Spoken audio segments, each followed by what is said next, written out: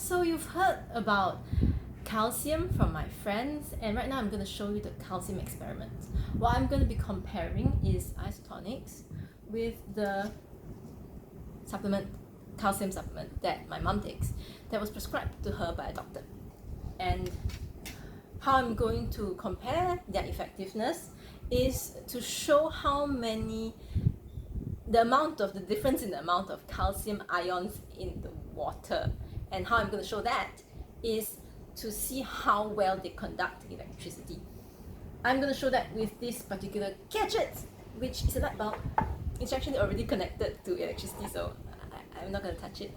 But it is not a full circuit. The circuit is not complete. So what's going to happen is that these two prongs need to touch something that conducts electricity in order for the circuit to be complete. For example, this spoon. See? Both of them conduct electricity. Both of them have touched the spoon which conducts electricity. Water itself is, as we know, conductive, but not conductive enough. So if I just pour plain water to these 3 tiny cups, you will see that all 3 of them do not conduct enough electricity to light up the bulb. They don't contain enough electricity to light up the bulb. So I'm going to show you that right here. Bulb is not lighting up, you can see, although just not light up fine. Bulb still not lighting up. Bulb not lighting up. So all 3, don't touch. All 3 not lighting up because there's not enough conductivity, and that's because these 3 are very clean water. And what will make them light up is if the calcium ions, there are enough calcium ions, because calcium ions are inorganic compounds, and any inorganic compounds in water will increase the conductivity of the water. So what I'm going to do is that I'm going to take 1 pill out of this blister pack. I'm going to crush it into powder because we want to compare apples to apples, right? We want to compare apples to apples. We want to make sure that we are comparing powder to powder, because I'm not sure whether you know, but isotonics is a powder form, which makes it very easy for your body to digest it. So I'm going to crush this into powder. I'm going to pour it into this middle cup. See the powder. Tiny bit of powder. I'm going to put a similar amount of powder into. Make sure it all gets into. So this powder, and I'm going to mix it.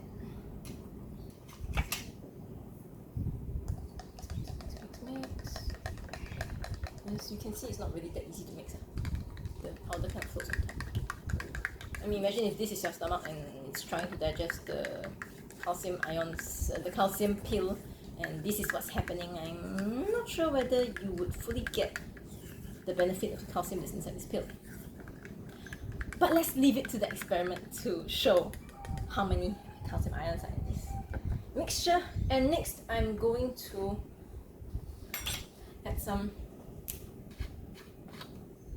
isotonic powder, just a little bit, similar amount to what we had in the tiny bit. See, just a tiny bit. And you can see I don't really even need to mix this. I am going to mix it just to make it fair, but I don't really need to mix it because you can see it's already some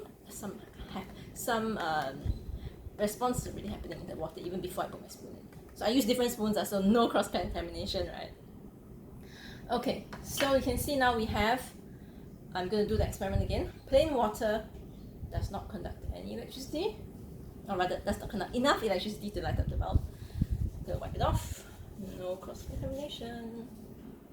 You can see a tiny bit, so it's not that there's no effect. Yes, there's some inorganic compounds because there's some calcium ions in here.